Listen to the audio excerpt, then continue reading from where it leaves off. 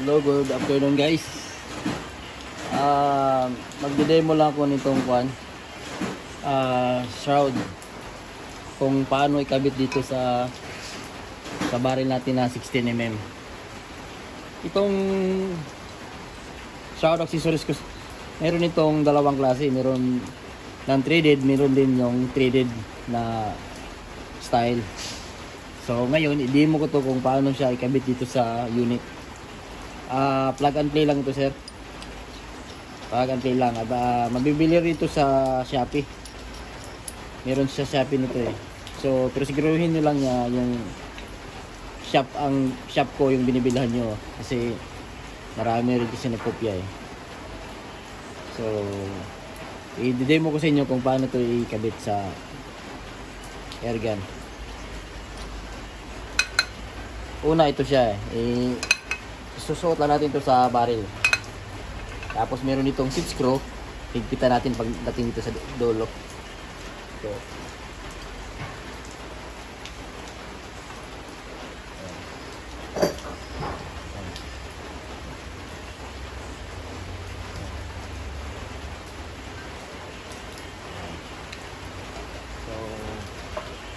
higpitan na natin guys.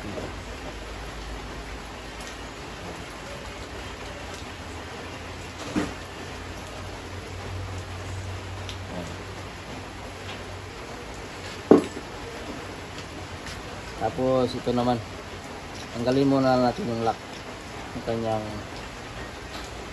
stopper dito, stopper sa rubber tube, sa fiber tube.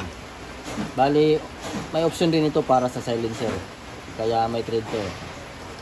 So dual yung option niya. Shrouded siya, pwede rin lagyan ng silencer. So meron rin lock tayo dito na 4. Dito ito ikabit sa dulo. So ganyan. So, alayin muna natin yung airgun. Tapos, tingnan natin dito kung nakalain na. Ganun. So, pag alayin na, higpitan natin guys.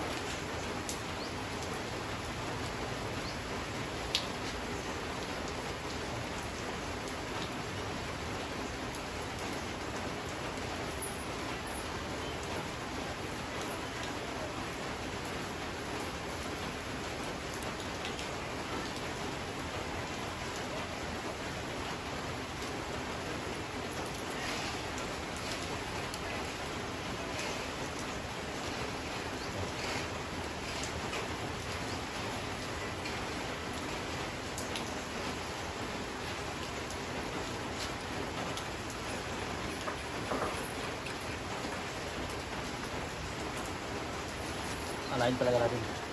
Tingnan nyo talaga dito sa card. Kung nag-align ka. So, kung hindi siya align, hindi mo gawagan.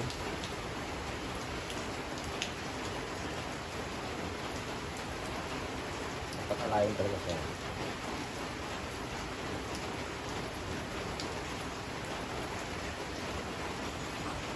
Kailangan yung butas dito nakaharap sa side, left and right.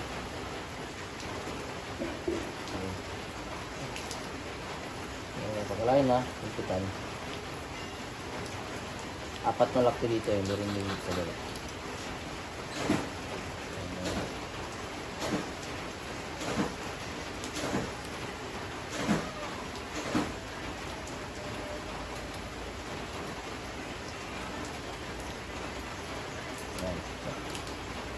Okay na. Ito naman fiber tube ang ikabit natin.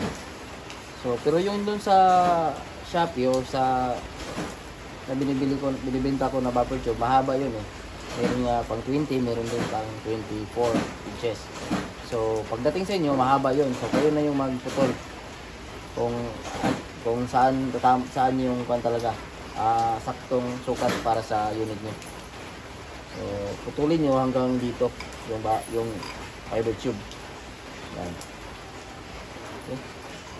So, kabitan natin guys. Yan. Ang unit nga pala na to ay papuntang kanto, papuntang Benguet. Yan. Ayan. Yan na. Kabit na natin. So yan, meron tayong tray dito. Option to para sa additional na silencer para sobrang tahimik talaga. Okay? So, kabit na natin yun. Yan. Okay. Na guys. Okay, try natin ito guys.